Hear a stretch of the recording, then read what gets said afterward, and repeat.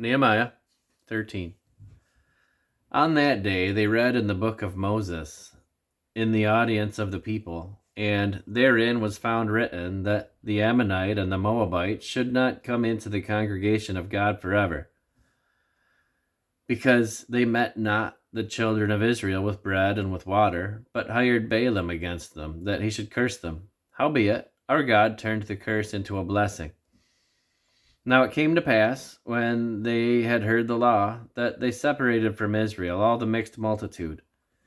And before this, Eliashib the priest, having the oversight of the chamber of the house of our God, was allied unto Tobiah. And he had prepared for him a great chamber, where aforetime they laid the meat offerings, the frankincense, and the vessels, and the tithes of the corn, the new wine, and the oil, which was commanded to be given to the Levites, and the singers, and the porters, and the offerings of the priests. But in all this was I not at Jerusalem, for in the 32nd year of Artaxerxes, king of Babylon, came I unto the king, and after certain days obtained I leave of the king. And I came to Jerusalem, and understood of the evil that Eliashib did for Tobiah, in preparing him a chamber in the courts of the house of God. And it grieved me sore. Therefore I cast forth all the household stuff of Tobiah out of the chamber. Then I commanded, and they cleansed the chambers, and thither brought I again the vessels of the house of God, with the meat offering and the frankincense. And I perceived that the portions of the Levites had not been given them, for the Levites and the singers that did the work were fled every one to his field. Then contended I with the rulers, and said, Why is the house of God forsaken?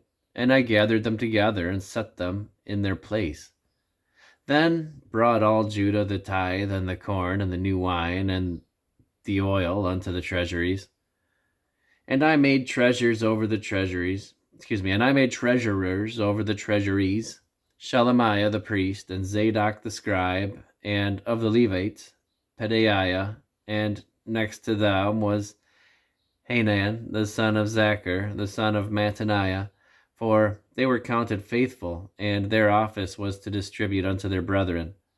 Remember me, O my God, concerning this, and wipe not out my good deeds that I have done for the house of my God and for the offices thereof. In those days saw I in Judah some treading wine presses on the Sabbath, and bringing in sheaves, and lading asses, and also wine, grapes, and figs, and all manner of burdens, which they brought into Jerusalem on the Sabbath day. And I testified against them in the day wherein they sold victuals. There dwelt men of Tyre also therein, which brought fish and all manner of ware, and sold on the Sabbath unto the children of Judah, and in Jerusalem.